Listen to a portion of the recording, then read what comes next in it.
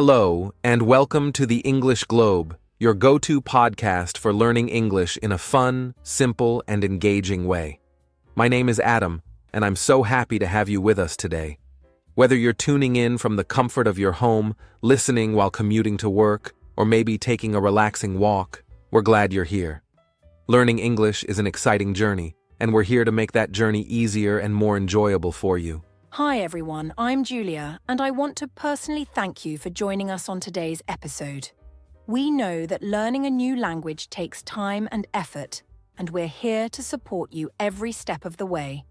Whether you're a beginner or just looking to improve your skills, we believe that with the right approach, learning English can be fun and rewarding. That's right, Julia. And on this podcast, we don't just focus on grammar and vocabulary. We talk about interesting real-life topics that help you understand English in a practical way. Speaking of interesting topics, today we're diving into something that affects all of us: laziness and procrastination. Have you ever found yourself saying, "I'll do it later," but then later never comes? Maybe you plan to start exercising, study for an exam, or clean your room, but somehow you just didn't feel like it. Don't worry, you're not alone. We all procrastinate from time to time, but the important thing is understanding why it happens and how we can overcome it. Yes, exactly. Procrastination is something that happens to everyone, no matter how old you are or where you come from. But what really causes it? Why do we avoid tasks even when we know they are important? And more importantly, what can we do to stop this habit and become more productive? That's what we'll be talking about today in detail. So, in this episode, we'll first talk about the difference between laziness and procrastination, because believe it or not, they are not the same thing. Then we'll dive into some psychological reasons why people avoid tasks. Maybe it's fear, maybe it's distraction, or maybe it's just a lack of motivation. Whatever the reason is, we'll explore it together. Yes, and after that, we'll share some simple and practical tips that you can use to overcome procrastination. We'll discuss how you can stay motivated, build good habits, and take small steps to get things done. These tips are easy to follow, and you can start using them today. And don't worry, we'll keep everything simple and easy to understand. Our goal is to help you learn English while also helping you improve your daily life. So, by the end of this episode, you'll not only learn new English words and phrases, but you'll also have some great ideas to beat laziness and get things done. That's right, Adam. But before we start, we'd like to ask you something. If you enjoy our podcast and find it helpful, please don't forget to like this video and subscribe to our YouTube channel, The English Globe. Subscribing helps us create more content for you, and it also helps you stay updated with our latest episodes. Every like, comment, and subscription motivates us to bring you even better content. Yes, and subscribing is easy. Just click the button below and join our growing community of English learners from all around the world. And if you have any thoughts or experiences related to procrastination, feel free to share them in the comments. We love hearing from you. So, Adam, before we move on, let me ask our listeners an important question. Have you ever felt too lazy to do something important? Think about it for a moment.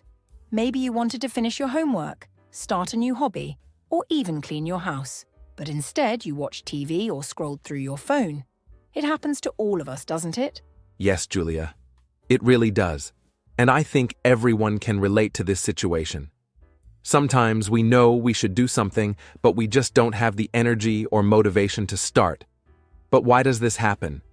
Is it because we are lazy, or is it something deeper? Well, in today's episode, we'll answer these questions and more. So, get comfortable, grab a notebook if you'd like to take notes, and let's get started with today's topic: the psychology behind laziness and procrastination. We promise it's going to be an interesting discussion, and you'll learn a lot, both about yourself and the English language. All right, now that we've introduced today's topic, let's take a closer look at what laziness and procrastination really mean. Many people use these two words interchangeably, but in reality, they are quite different. Let's start with some simple definitions. Laziness is when a person simply does not want to put in the effort to do something. It's often linked to a lack of desire, energy, or willingness to take action. A lazy person might not see the value in completing a task, or may prefer comfort over effort. For example, if you have a lot of work to do, but you choose to stay in bed all day watching TV, even though you have nothing else stopping you, that could be considered laziness. On the other hand, procrastination is when a person delays doing something even when they know it is important or necessary. Procrastination doesn't always mean a person is lazy. In fact, many people who procrastinate actually want to complete their tasks, but they struggle to start or stay focused for different reasons. For example, you might want to study for an exam, but instead you keep telling yourself, "I'll start in 5 minutes," and then 5 minutes turn into an hour, and then into a whole day. You're not lazy, but something is stopping you from starting. Exactly, Adam.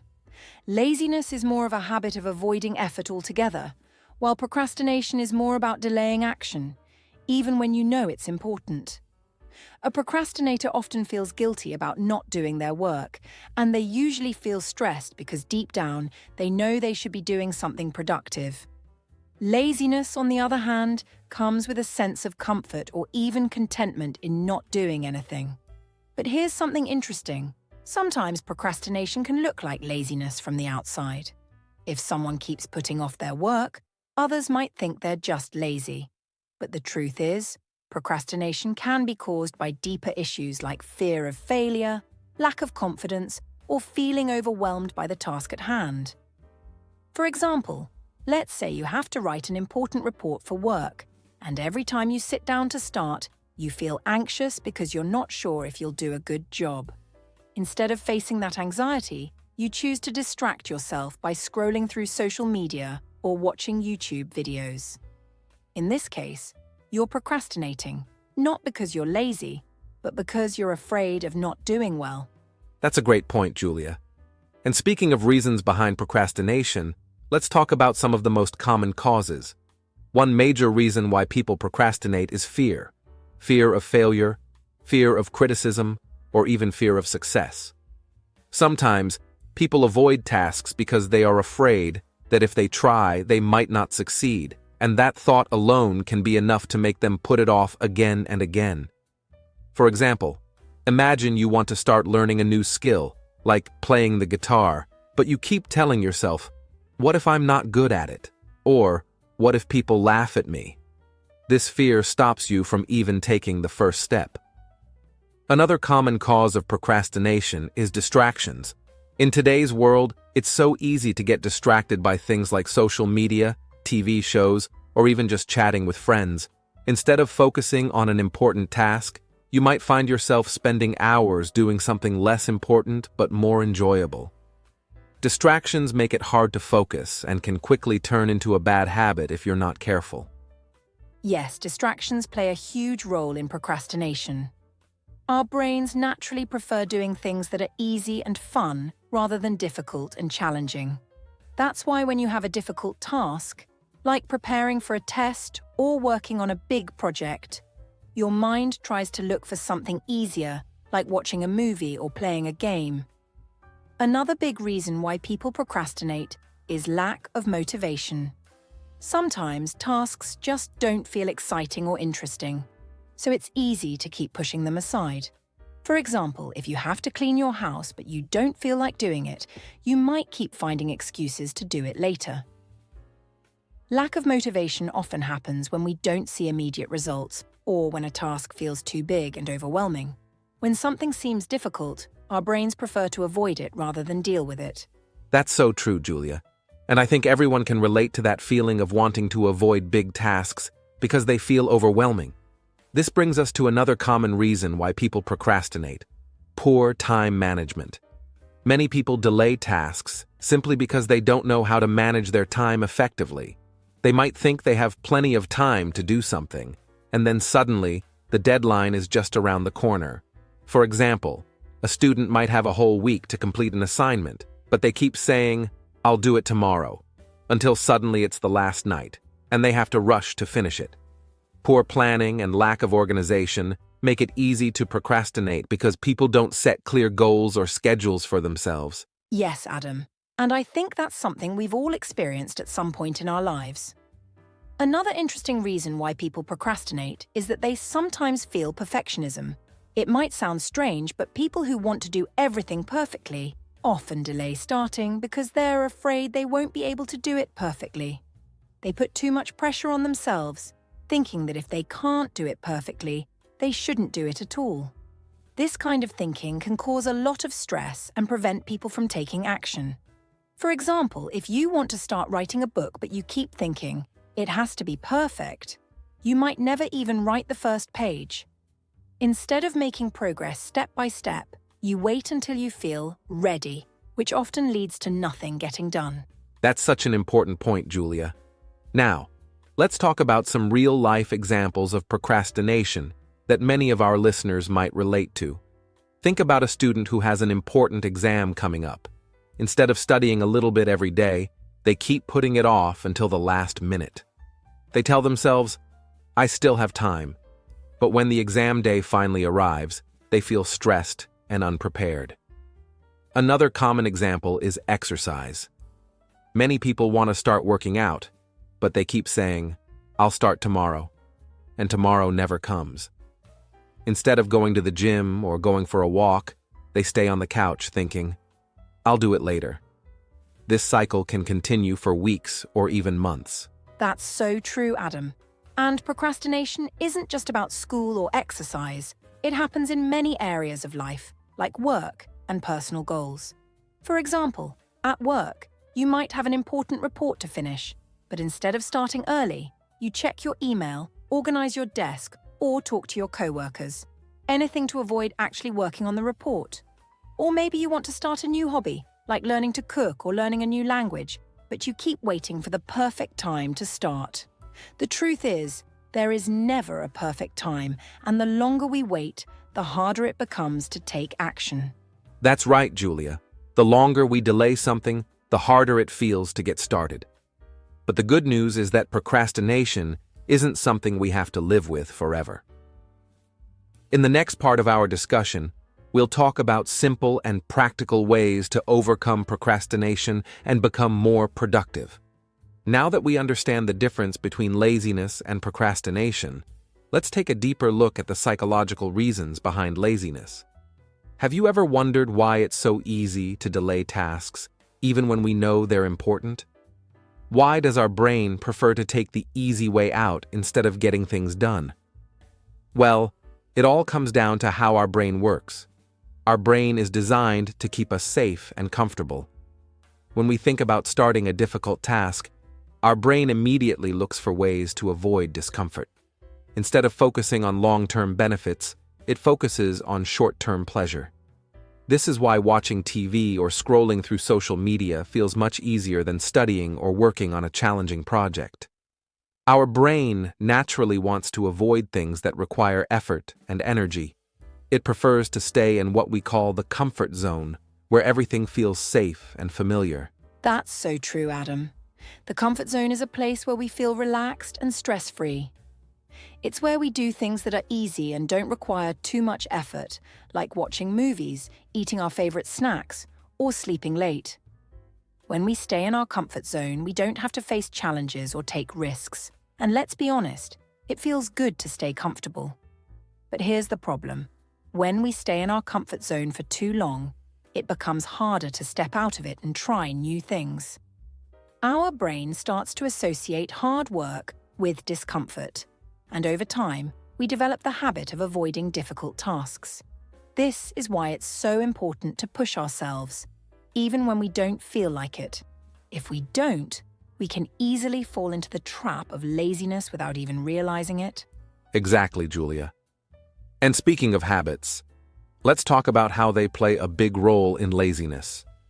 Our daily routines are made up of habits, things we do automatically without thinking. For example, brushing your teeth every morning is a habit. You don't need to remind yourself to do it, it just happens naturally. The same thing applies to laziness. When we repeatedly avoid tasks and choose easy activities instead, our brain forms a habit of avoidance. The more we procrastinate, the easier it becomes to continue procrastinating. Our brain starts to expect instant rewards, and when a task feels difficult, it signals us to avoid it. This is why breaking the habit of laziness can be so challenging. It's not just about willpower, it's about changing the way our brain is wired. Yes. And what's even more interesting is that our emotions play a huge role in all of this. Many people think laziness is just about being unmotivated, but in reality, emotions like stress, anxiety, and fear can also make us feel lazy. Have you ever had a situation where you felt so overwhelmed with work that you didn't know where to start, so you just did nothing? That's because stress and anxiety can make tasks seem bigger and scarier than they actually are. Instead of facing those feelings, our brain looks for an escape, like watching TV or playing games. These distractions give us a break from our worries, but they also make it harder to get things done. And the more we avoid our tasks, the more anxious we feel, which creates a cycle of stress and avoidance. That's such an important point, Julia. Sometimes people think they're lazy, but in reality, they're just overwhelmed. When we have too much to do, it's easy to feel stuck and not know where to begin. Instead of taking small steps, we end up avoiding the task completely. It's like standing in front of a huge mountain and feeling like you'll never be able to climb it. But here's the thing. If you take it one step at a time, the mountain doesn't seem so big anymore. This is why breaking tasks into smaller parts can be so helpful. It reduces the feeling of being overwhelmed and makes it easier to start. That's a great analogy, Adam. And speaking of analogies, let's use another one to explain how our brain works when we delay tasks. Imagine your brain is like a car. When you have a task to do, it's like driving up a hill. At first, it feels hard, and you have to press the gas pedal harder to keep moving. But once you reach the top, it gets easier and smoother. However, if you stop halfway and turn the car around, you'll have to start all over again next time. This is exactly what happens when we procrastinate. Starting a task is the hardest part, but once we get going, it becomes easier. If we keep avoiding it, we have to restart every time, which makes it even harder. That's such a perfect way to explain it, Julia. Another way to think about it is like building a house. If you try to build the whole house in one day, it will feel impossible. But if you lay one brick at a time, slowly but consistently, you'll eventually build the entire house. The same idea applies to our tasks. We don't have to do everything at once. We just need to take small actions every day. And this brings us back to the role of habits. If we make a habit of doing a little bit every day, our brain starts to accept it as normal, and soon, it won't feel so hard anymore. Yes, exactly. And let's not forget about the role of instant gratification. Our brain loves rewards, and it wants them right away. When we delay tasks, it's because we're looking for a quick reward, like watching a funny video or eating something tasty. These activities give us instant pleasure, but they don't help us achieve our goals. In contrast, working on a task takes time and effort before we see the results. This is why it's important to remind ourselves that good things take time, and success doesn't happen overnight.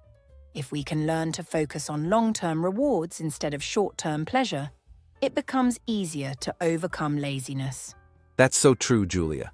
It's all about training our brain to focus on what really matters. And one simple way to do this is by setting small, achievable goals. When we complete a small goal, our brain releases a chemical called dopamine, which makes us feel good and encourages us to keep going. This is why it's important to celebrate even small wins. For example, if your goal is to read a book, start with just 1 page a day. When you finish that page, you'll feel a sense of accomplishment, which will motivate you to read more the next day. Over time, these small successes add up, and before you know it, you've achieved your bigger goal. Absolutely, Adam. So to sum it up, our brain is naturally wired to seek comfort and avoid difficult tasks, but by understanding how habits, emotions, and motivation work, we can start to change our thinking and take control of our actions. Laziness isn't something we're born with. It's something we can overcome with the right mindset and strategies. Now that we understand why laziness happens and what causes it, let's talk about how it actually affects our lives. Many people don't realize how much of an impact laziness can have, not just on our work, but also on our personal growth, relationships, and even our health. Laziness might seem harmless in the moment, like choosing to watch TV instead of studying or staying in bed instead of exercising. But over time, it can create serious problems. When we repeatedly avoid tasks and responsibilities, we miss out on opportunities to grow and improve ourselves. Whether it's learning new skills, advancing in our careers, or even building meaningful relationships, laziness can hold us back in so many ways. That's right, Adam. Let's start with personal growth. When we allow laziness to take over, we stop pushing ourselves to become better. Growth requires effort, whether it's learning a new language, developing a new skill, or improving our health. When we're lazy, we delay these things and sometimes never get around to them at all. For example, imagine someone who wants to learn how to play the guitar. They buy a guitar, watch a few tutorial videos, but every time they think about practicing, they say, "I'll do it tomorrow."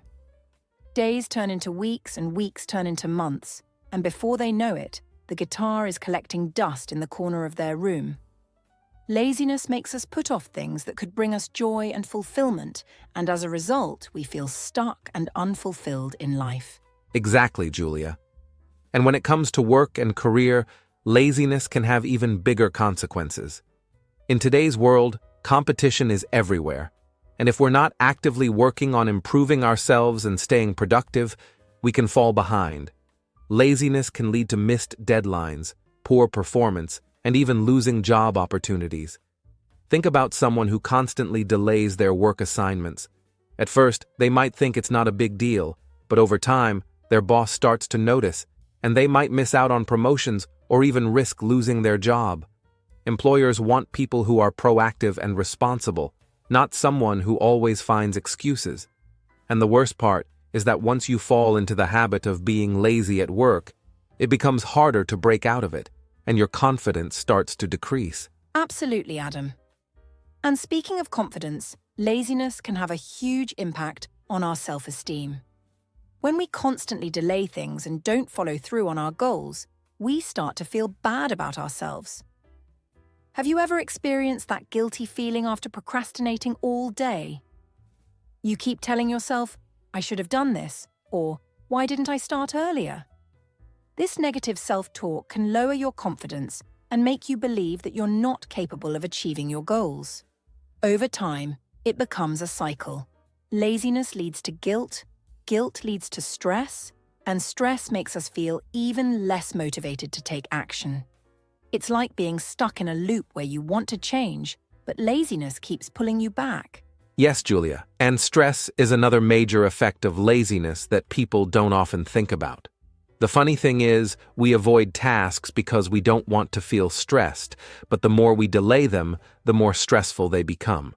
For example, if you have an important project due in a week, you might think, "I'll do it later," because you don't want to feel pressured. But as the deadline gets closer, the pressure builds up, and suddenly, you're in a panic, trying to finish everything at the last minute. This kind of stress can affect your health, your sleep, and your overall well-being. Instead of feeling in control of your life, laziness makes you feel overwhelmed and exhausted. Exactly. And it's not just work-related stress. Laziness can also affect our relationships with family and friends. When we're lazy, we might avoid responsibilities at home, like helping with chores, running errands, or spending quality time with our loved ones. This can create tension and misunderstandings. For example, imagine a husband who promises to fix something in the house, but keeps putting it off. His wife might feel frustrated and think he doesn't care. Or a friend who always cancels plans because they don't feel like going out might eventually lose touch with people. Laziness can make others see us as unreliable or uninterested, which can damage our relationships over time. That's so true, Julia. Relationships require effort, and when we're too lazy to put in that effort, it can make people feel unimportant. Small things, like forgetting to reply to a message, canceling plans too often, or not showing interest in conversations, can hurt our friendships and make us feel isolated. And here's another funny example.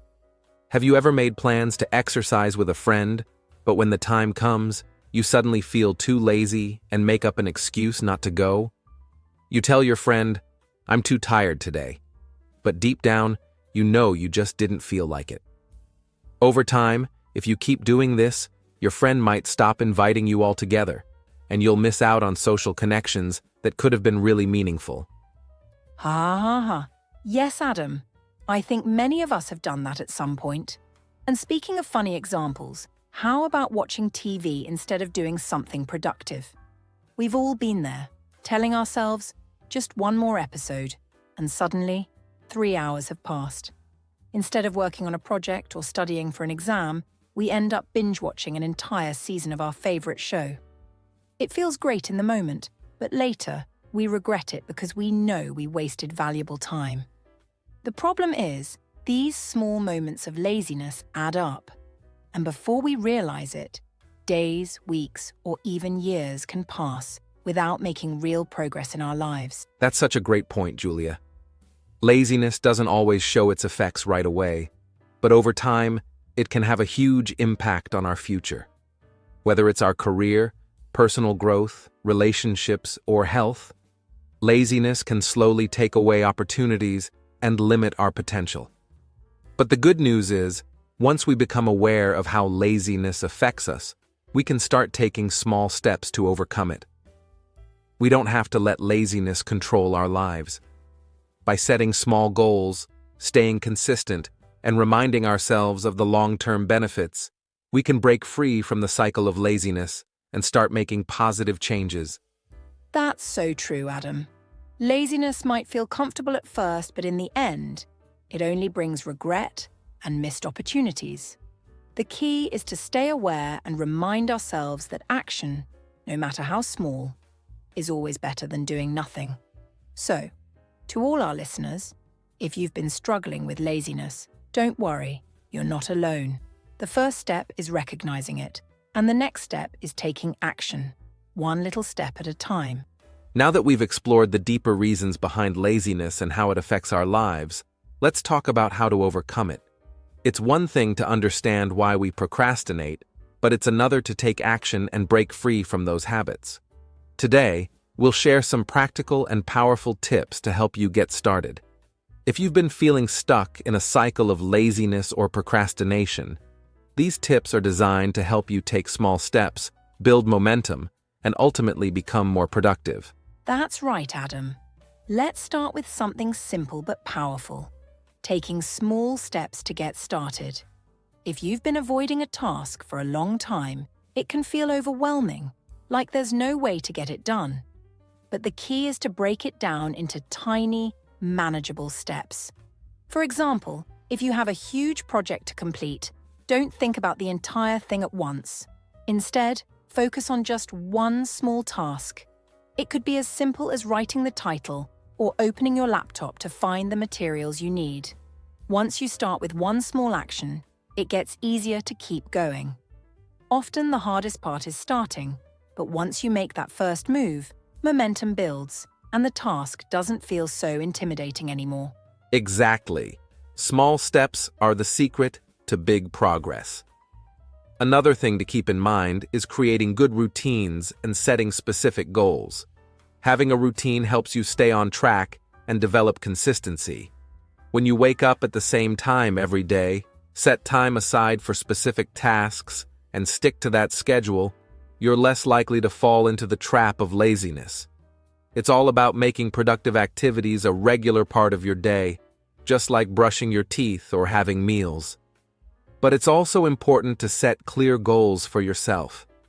Goals give you something to work toward and keep you motivated. Make sure your goals are specific, measurable, and achievable. Instead of saying, "I'll be more productive," try setting a goal like, "I'll write 500 words today," or "I'll work for 30 minutes straight without distractions." These smaller, specific goals are easier to accomplish and help you see progress, which is essential to overcoming procrastination. I love that, Adam. Having a routine makes it so much easier to stay productive. And when it comes to setting goals, remember that it's not just about work. Setting goals for your personal life, like exercising, reading, or cooking a healthy meal, can help balance your life and prevent laziness from creeping in. If we focus only on work tasks, we might burn out. Having a variety of goals that cover different areas of life helps keep us motivated and creates a sense of accomplishment. The key is to make sure your goals are realistic. If you set goals that are too big or overwhelming, you might end up procrastinating even more. So, keep them small and manageable. Absolutely, Julia. And another great strategy is rewarding yourself for completing tasks. It's so easy to focus on the negative when you're procrastinating, but celebrating small wins can keep you motivated and help build positive habits. For example, after completing a task, take a short break to do something you enjoy, like watching a favorite show, taking a walk, or having a snack. It's important to reward yourself in a way that feels good, but not so much that it becomes a distraction. Positive reinforcement strengthens the habit of productivity. The more you reward yourself for getting things done, the more you'll want to keep going. That's such a great point, Adam. Rewards don't have to be big. Sometimes a simple moment of relaxation or something that makes you happy can be enough to keep you motivated. Another powerful tool for overcoming procrastination is the 5-minute rule.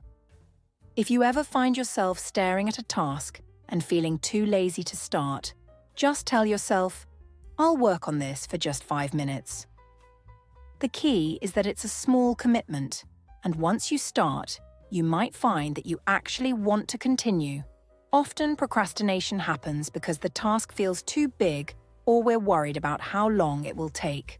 By breaking it down into just 5 minutes, you remove the pressure, and once you begin, you realize it's not as difficult as it seemed. Yes, the 5-minute rule is a game changer. It tricks your brain into starting, and once you're in motion, it's much easier to keep going. Think of it like getting a car engine started. Once it's running, it's a lot easier to keep it going. This technique works wonders for tasks you dread, whether it's studying, cleaning, or even answering emails. Just focus on starting small, and don't worry about finishing the entire task in one go. The important thing is that you've started, and that momentum will carry you through. Absolutely. Another important tip is to minimize distractions while working. This might sound obvious, but many people don't realize how much distractions like their phone or social media can slow down productivity. Before you start a task, turn off notifications or put your phone in another room. Set a timer for focused work sessions like 25 minutes and then take a 5-minute break. This technique is called the Pomodoro technique, and it's very effective for beating procrastination. By working in short bursts with scheduled breaks, you stay fresh, focused, and motivated. It's all about finding the right balance between focus and rest. Great tip, Julia. And let's not forget about accountability. Sometimes we need a little extra push to get things done. Having an accountability partner, someone who checks in with you and encourages you, can be a great motivator. For example, you can team up with a friend or colleague and set goals together. Each of you can check in on the other to see if you're staying on track. When you have someone to answer to, it's harder to procrastinate because you don't want to let them down. You could even share your goals on social media to create a sense of responsibility to your followers. Accountability can help you stay committed and focused. I completely agree, Adam. Having someone who believes in you and supports your goals makes a huge difference. And remember, it's okay to ask for help when you need it. If you're feeling overwhelmed or stuck, talking to someone, whether it's a friend, mentor, or counselor, can provide you with valuable perspective and advice. Don't be afraid to seek support. That's so true, Julia. And speaking from personal experience, I can tell you that building the right environment also plays a huge role in overcoming laziness. For example, when I know I have a task to do, I make sure I'm in a clean, quiet, and comfortable space where I can focus. If my environment is messy or filled with distractions, it becomes harder to stay on task. When I set up a designated workspace, free from distractions, it's easier to stay productive. It's like telling your brain, "This is where work happens." Your environment should support your goals and make it easier for you to focus. I couldn't agree more, Adam. And from my own experience, I've found that breaking tasks into smaller, more enjoyable parts also helps. If I have something to do that feels boring or overwhelming, I try to make it fun by adding little elements I enjoy. For example, if I have to study, I might listen to music or reward myself with a treat after completing a certain amount of work. Making the task feel less intimidating or boring makes it easier to get started and continue working. That's a great approach, Julia.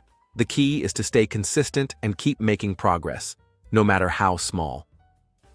Overcoming laziness is a journey, and it's important to celebrate your successes along the way. Remember, change takes time, and you're not going to overcome procrastination overnight.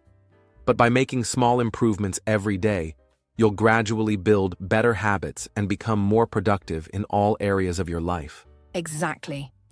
So, to wrap it up, here are some key tips to help you overcome laziness and procrastination. Take small steps to get started. Create a routine and set clear, achievable goals. Reward yourself for completing tasks. Use the 5-minute rule to get going. Minimize distractions and use techniques like the Pomodoro technique. Build accountability by sharing your goals with others. Set up a work environment that supports your productivity. Well said, Julia. Remember, overcoming laziness is all about making small changes and staying consistent. We hope these tips help you get started on your journey to being more productive and overcoming procrastination. That's right, Adam. If you've enjoyed this episode and found these tips helpful, make sure to like this video and subscribe to The English Globe for more practical advice and tips. We'll see you in the next section. As we continue our journey into understanding laziness and procrastination, it's time to address some common myths that many people believe about laziness. These myths not only shape how we view ourselves, but can also prevent us from taking action and reaching our full potential. These misconceptions are so deeply ingrained in society that they can often make us feel inadequate or guilty when we face moments of laziness or struggle with procrastination. But the truth is, once we debunk these myths, we can start to think more clearly about how to manage our time, energy, and productivity. So, let's break down a few of the most prevalent myths and set the record straight, starting with the first one. Lazy people are not successful. This myth is one of the most harmful because it paints a very narrow picture of what success looks like. Many people believe that in order to be successful, you have to be constantly working, hustling, and staying busy at all times. The idea is that if you're not working around the clock, you must be lazy or unproductive, which is simply not true. In fact, many successful people are those who understand the importance of taking breaks, managing their energy, and working with intention, not just for the sake of being busy. Success doesn't require you to be in a state of constant motion. It's about being productive when it counts, but also knowing when to take a step back and recharge. The most successful individuals are often those who can balance hard work with rest and reflection. Exactly, Julia. The notion that success can only come from relentless work and constant hustle is outdated and unrealistic. We have to stop thinking that being busy equates to being successful. Success isn't just about doing more work, it's about working efficiently and effectively. Think about famous entrepreneurs, artists, or athletes. Many of them work in short, focused bursts. They might work intensely on their projects or goals, but they also know how to take time off to refresh their minds and avoid burnout. If you're always running at full speed without taking breaks, you're actually sabotaging your productivity in the long run. Rest and recovery are just as important as putting in the hours. The myth that lazy people can't be successful ignores the reality that rest and downtime are essential ingredients for long-term success. And it's not just about work either, Adam. Many successful people take time for personal development, creative thinking, and relaxation, which can fuel their productivity and ultimately lead to success. The misconception that lazy people aren't successful is based on a very narrow and unrealistic view of what success looks like. We need to shift our mindset and understand that it's not the constant grind that leads to success. It's the ability to balance work, rest, and personal time. Absolutely, Julia. And this takes us to the second myth that we need to tackle: hard work means no rest. This is another misconception that a lot of people hold on to, particularly in today's hustle culture. Some people believe that in order to achieve anything meaningful in life, they must work tirelessly without rest.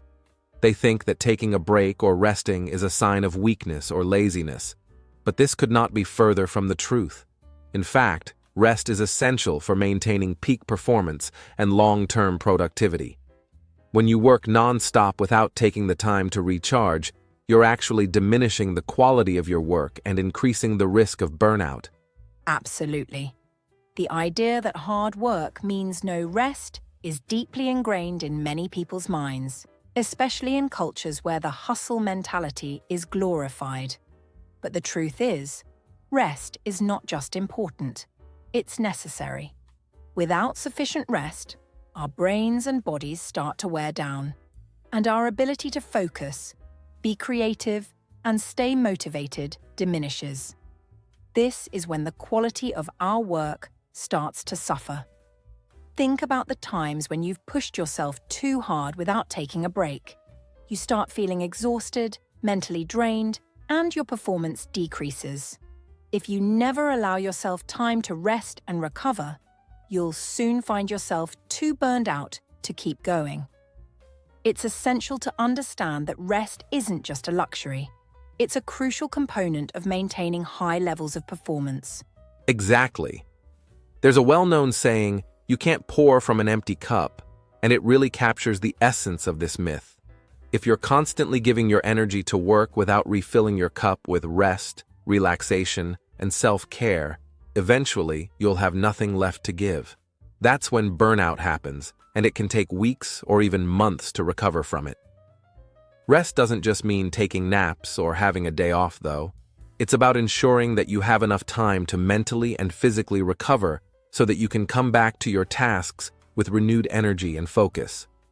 In fact, research shows that taking regular breaks throughout the day can improve focus, creativity, and productivity. So, the idea that hard work must come at the expense of rest is a myth we need to bust. That's a fantastic point, Adam. When we talk about rest, it's not just about stopping everything for hours on end. It's about creating space for moments of recovery throughout the day. Whether that's taking a short walk, practicing deep breathing, having a quiet moment, or simply taking a lunch break away from work. These little acts of rest and self-care can make a huge difference.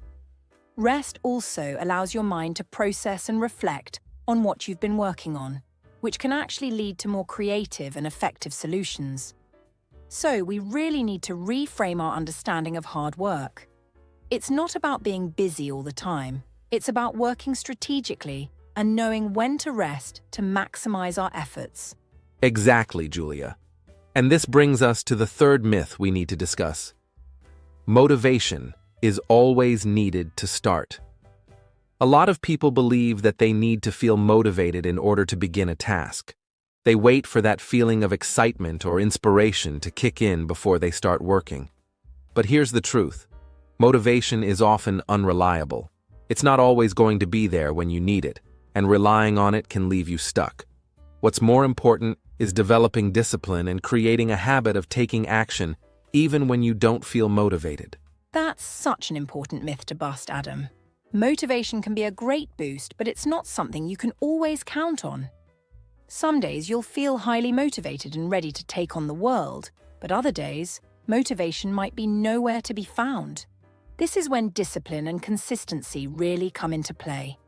Instead of waiting for motivation to strike, you can build the habit of doing the work even when you don't feel like it.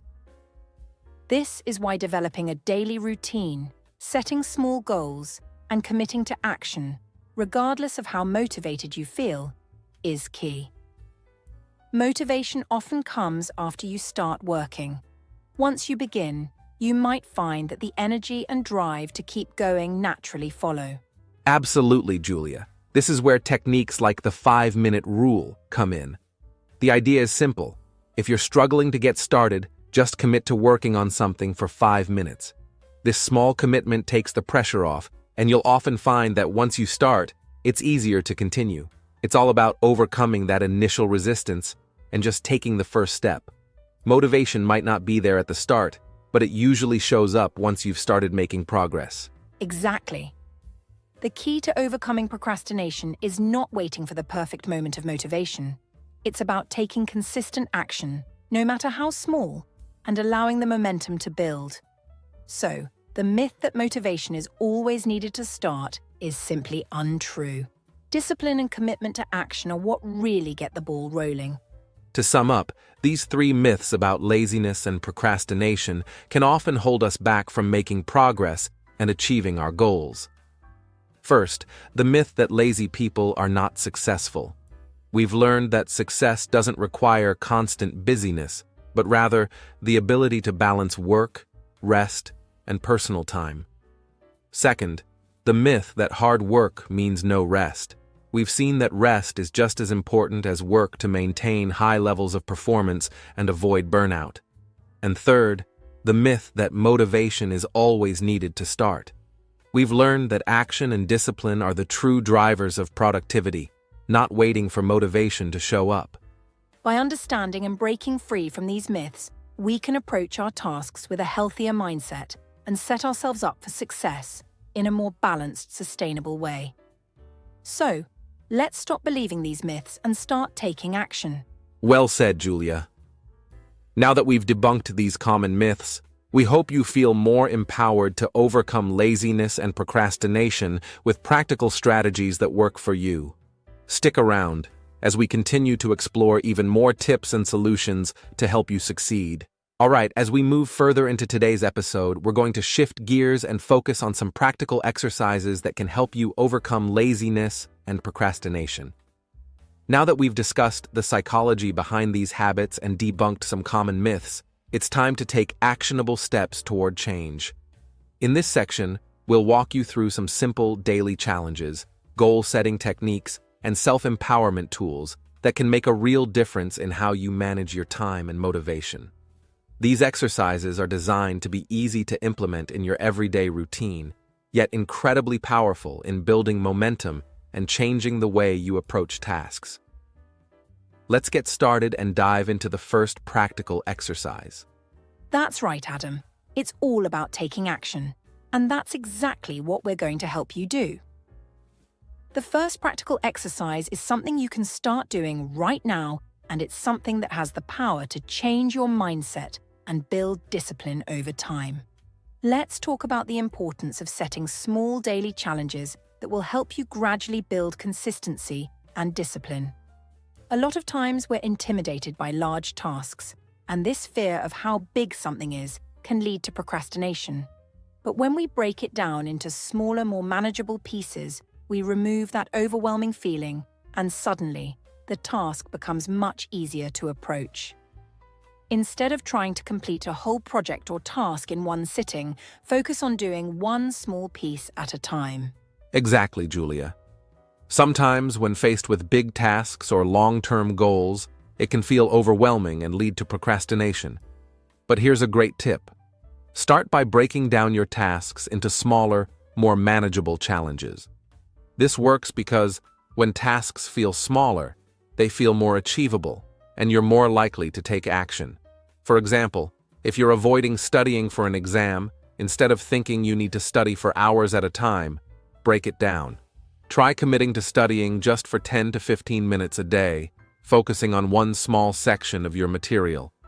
You'll be amazed at how much you can accomplish by simply taking small steps every day. And even more importantly, these small steps can create positive habits and a sense of accomplishment, which will, in turn, motivate you to keep going. It's about building a rhythm where taking action becomes the norm, not the exception. That's such a powerful strategy, Adam. It's important to remember that progress is progress, no matter how small. Starting with short, focused periods of work, especially when you're feeling low on motivation, helps you to build momentum. Once you complete one small challenge, It makes it easier to continue on to the next one. It's like a snowball effect. Small wins lead to bigger wins. For instance, if you're working on a project that seems huge, simply focusing on completing one small task related to it, whether it's writing a few paragraphs, organizing your files, or researching, can start a cycle of positive action that will carry you forward. As you continue to tackle small challenges every day, you'll notice that over time, your discipline improves and procrastination becomes less of a habit. You'll no longer be paralyzed by the idea of a large task because you'll have already developed the habit of breaking things down into small, manageable pieces. Right, Julia. And here's another key element of building discipline: writing down your goals and tracking your progress.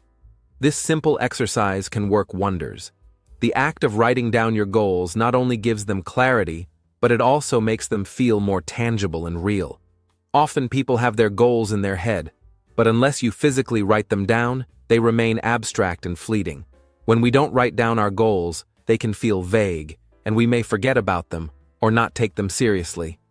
But when you write them down, you've committed to them in a way that feels more concrete. Writing your goals out doesn't have to be complicated.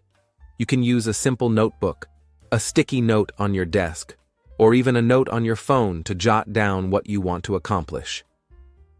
The important part is that you are clarifying what it is you want to do and how you'll do it. Yes, absolutely. And it's not just about writing down your goals. It's also about tracking your progress as you move forward. Tracking helps you stay accountable to yourself, and it allows you to see how far you've come. This is so important, especially when we start to feel like we're not moving forward as quickly as we'd like. Tracking gives us a sense of accomplishment, and it's incredibly motivating to look back and see all the small actions you've taken that have brought you closer to your goal. Even if you're not seeing huge results immediately, having a record of your daily efforts gives you a clearer picture of your consistency. When you look back and see how much you've accomplished over time, it boosts your confidence and reinforces your commitment to your goals. The idea of tracking your progress might sound simple, but it has a huge impact. That's right. You can track your goals in different ways, depending on what works for you. You could use a journal, a planner, or even a digital app to log your daily achievements. For example, let's say you're working on a fitness goal. Each day you could write down how much time you spent exercising or how many steps you walked. Or, if you're focusing on a work-related project, jot down what tasks you completed. The key here is to stay consistent with it, even if you only track one small thing a day. Over time, this consistency will create a sense of accountability, and you'll find it much easier to stay motivated and disciplined. Keeping track of your progress doesn't just help you with productivity. It also gives you insight into what strategies are working for you and which ones aren't. You can adjust and optimize your approach based on real data, which will increase your chances of success. Absolutely, Adam. And here's another fantastic exercise you can incorporate into your daily routine, using positive affirmations. While this may seem like a simple practice, it's incredibly powerful when it comes to overcoming procrastination and boosting motivation. Positive affirmations are short, empowering statements that you repeat to yourself every day. The beauty of affirmations is that they help reprogram your subconscious mind and can change the way you think and feel about yourself. For example, if you're struggling with procrastination, you can say, "I am in control of my time, and I take action every day." When you repeat affirmations like this, you're reinforcing the idea that you are capable of overcoming obstacles and that procrastination doesn't define you. Exactly, Julia. Affirmations aren't just about repeating words. They're about changing your mindset. When you start each day by affirming your ability to take action, focus, and follow through, you are essentially setting the tone for how your day will unfold. Positive affirmations build self-belief, and self-belief is key to overcoming procrastination. In the beginning, it may feel a little awkward or unnatural, but with time, you'll start to notice a shift in how you approach challenges. Your confidence will increase, and your thoughts will become more focused on what you can accomplish, rather than the reasons you can't. And it's important to remember that affirmations work best when you truly believe them. So start small and personalize your affirmations to suit your own goals and struggles. If you're feeling overwhelmed by work, an affirmation like, "I handle my tasks one step at a time, and I always make progress," can help ease anxiety. Or if you're struggling with motivation, you could say, "I am motivated and focused, and I know I will finish what I start." The key is to feel empowered as you say them, because those feelings will translate into real action. Exactly. These practical exercises, setting small daily challenges, writing down your goals and tracking your progress, and using positive affirmations, can all work together to help you develop the discipline and motivation needed to tackle procrastination head-on. By breaking your goals down into manageable steps, tracking your achievements, and nurturing a positive mindset, you'll find yourself more productive, more disciplined, and less likely to procrastinate. That's right, Adam. These exercises may seem simple, but when practiced consistently, they can truly transform how you approach work, tasks, and your personal goals. Remember, the journey to overcoming laziness and procrastination doesn't happen overnight, but every small step you take will bring you closer to your desired outcome. So start incorporating these exercises into your daily routine and watch how your mindset and productivity shift for the better. Absolutely. It's all about progress, not perfection. Every effort you make counts, and we're here cheering you on every step of the way. All right, let's dive into a crucial aspect of the journey to overcoming laziness and procrastination: setbacks. No matter how motivated we are or how well we plan ahead, setbacks are something we all have to face at some point. Life has a way of throwing unexpected challenges our way, whether it's an unforeseen event that distracts us or the simple feeling of exhaustion and burnout that can drain our energy and willpower. And in those moments, it can be incredibly tempting to give up, or worse, fall back into old habits of procrastination and laziness. But here's the thing: setbacks are a natural part of the process, and they don't have to define our success. What really matters is how we respond to these setbacks. How we choose to handle those moments when things don't go according to plan will determine whether we continue to move forward or allow ourselves to slip back into procrastination. So, let's talk about how we can stay motivated, bounce back, and keep going, even when things don't go as smoothly as we hope. Yes, Adam, that's absolutely right. Setbacks can feel discouraging, especially when we've put in the effort to stay on track. It's easy to fall into the trap of thinking, well, I've already messed up, so what's the point? Or maybe we start to feel like we're not capable of achieving our goals because we had a bad day or missed a deadline. These negative thoughts can spiral quickly if we let them. But what we often forget is that setbacks are not failures. They're simply temporary obstacles that we can overcome. Everyone experiences them, and they don't define us.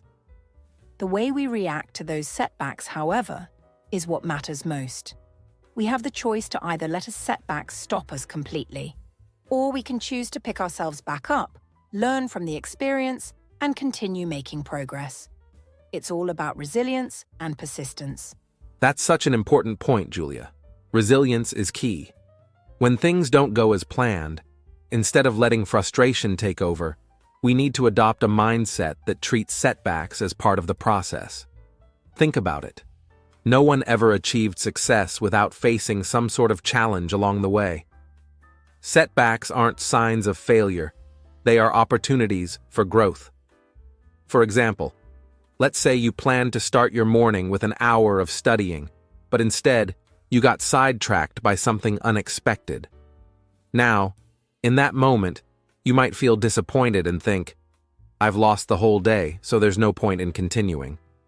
But what if, instead of seeing it as a failure, you viewed it as a learning moment? Maybe you can reflect and ask, why did I get distracted today? What could I do differently tomorrow to avoid this? How can I get back on track? By asking yourself these questions, you can reframe the setback and use it as a stepping stone to improve your habits and keep moving forward. The reality is, setbacks are only permanent if we allow them to be. If we don't learn from them and keep pushing forward, that's when we really fail. Absolutely. And sometimes we need to give ourselves permission to take a break when we face a setback. When you feel overwhelmed or burned out, it's okay to step back for a moment and recharge. Taking a break doesn't mean you're giving up.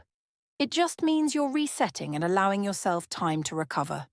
In fact, taking a break can often help us come back to our tasks with fresh energy and a clearer mindset.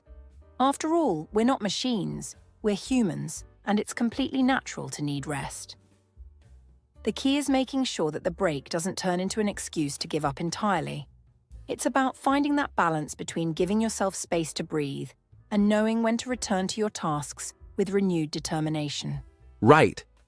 It's important to remember that during setbacks, we need to be kind to ourselves.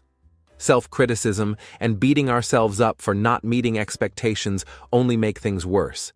It's easy to get stuck in that cycle of guilt and frustration, but that only drains our energy further and makes it even harder to get back on track. Instead, we need to practice self-compassion, to acknowledge that we're doing our best and setbacks are part of the journey. For example, if you miss a workout or don't finish a task on time, instead of saying, "I'm a failure," say to yourself, "Okay, I didn't finish today, but that doesn't mean I can't do better tomorrow." Embrace the idea that perfection isn't the goal and instead focus on progress. Every time you get back up after a setback, no matter how small, you're making progress. Exactly. And in those moments when you feel discouraged, it can help to revisit your original motivation, the reason why you set these goals in the first place. Sometimes, when we face setbacks, we lose sight of our bigger vision. Maybe we get so caught up in the daily challenges that we forget what we're ultimately working toward. So take a moment to remind yourself why this goal is important to you. Whether it's improving your health, advancing in your career, or learning a new skill, reconnecting with your why can reignite your motivation and help you push past the setback. When you remember the bigger picture, it's easier to stay focused and keep going. Absolutely, Julia. So, if you do experience a setback, don't give up. It's temporary, and the key is to stay motivated and keep moving forward. Reframe your mindset and see setbacks as opportunities to learn and improve. Give yourself grace, take a break if needed, but always return with the intention to keep going. Resilience is what will keep you moving forward when things get tough, and it's what will ultimately help you break free from procrastination and laziness. We all face challenges, but it's our response to those challenges that determines our success. Right, Adam. So remember, setbacks don't define you. How you respond to them does. You have the power to keep going, to learn, and to adapt. Don't let one bad day or missed opportunity hold you back from making progress. Keep going, and celebrate the small wins along the way because each step brings you closer to your goal. Exactly, Julia. And to everyone listening today, we want you to remember that you are capable of overcoming procrastination and laziness. Setbacks are just a part of the journey. Keep your eyes on the prize, stay resilient, and take action, no matter how small. You can absolutely do this. So if you face a setback, don't worry. Just get back up and keep going, one step at a time. We believe in you, and we know you can achieve your goals, no matter what challenges come your way. Stay motivated, stay focused, and we'll see you in the next episode. All right. As we wrap up today's episode of the English Globe, let's take a moment to reflect on everything we've discussed. It's been quite a journey, hasn't it, Julia? We started by exploring the psychology behind laziness and procrastination, understanding how our brains work when we avoid tasks, and what makes us feel stuck. Then, we broke down some key psychological reasons for these habits, from how we form comfort zones to the role of stress and anxiety in preventing us from getting things done. We also debunked some common myths that many of us believe, such as the idea that lazy people are not successful, or that you always need motivation to get started. Yes, exactly. And as we dug deeper, we provided you with some practical tips and exercises that can help you begin overcoming procrastination right now. We've discussed how taking small steps, setting goals, tracking your progress, and using positive affirmations can make a world of difference when you're feeling stuck or lazy. And let's not forget, we also shared some real-life examples of how these strategies can be implemented in daily situations like work, study, and even exercise. It all comes down to consistency and the belief that you can change, no matter how deeply ingrained these habits might feel. Exactly, Julia. The key takeaway here is that you are capable of overcoming laziness, and it all starts with taking small, deliberate steps toward your goals. You don't have to change everything overnight.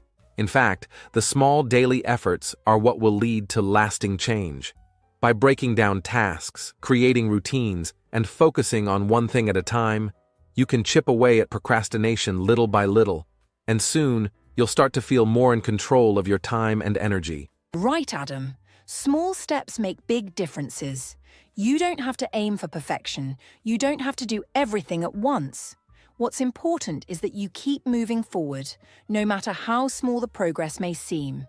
You don't have to wait for motivation to strike before you take action. You can take control right now by simply choosing one thing to focus on. And that's where the real change begins. And speaking of taking action, we'd love for you to try one of the tips we've shared today. Whether it's setting a small goal for the day, writing down your goals and tracking them, or using a positive affirmation to get started, try one of these simple strategies and see how it works for you. You might be surprised at the impact it has. Remember, overcoming procrastination and laziness is a journey, and every small step you take brings you closer to your goal. That's right, Adam. Don't feel discouraged if things don't change immediately. It's completely normal to face challenges along the way. The important thing is that you don't give up. You are capable of transforming your habits and mindset, and we believe in your ability to do it. Every effort you make today will help you move closer to the person you want to be tomorrow. So, start small, stay consistent, and remember, you're not alone on this journey. We're here with you, supporting you every step of the way. Absolutely. And before we close, we want to thank you, our amazing listeners, for being a part of today's episode. We hope that you've gained some valuable insights and strategies to help you overcome laziness and procrastination. Remember, you're in control of your actions, and you have the power to create the changes you want to see in your life. Thank you so much for tuning in. We appreciate each and every one of you who's taking the time to listen, learn, and grow with us. And if you enjoyed today's episode, don't forget to like the video and subscribe to the English Globe for more tips and strategies on learning English and personal growth. We've got so many more exciting episodes coming your way, and we'd love for you to be a part of it. And of course, if you found this episode helpful, be sure to share it with anyone you think might benefit from these tips on overcoming procrastination. We're all in this together, and every person who takes action is one step closer to breaking free from laziness. Exactly. And don't forget to check out our next episode, where we'll dive into another important topic that will help you on your learning journey. So stay tuned, keep working on your goals, and remember, every small step counts. You can do this. Take care, everyone. We'll see you in the next episode of the English Globe. Keep learning, stay motivated, and take action today. Bye for now. Bye, everyone. Have a great day.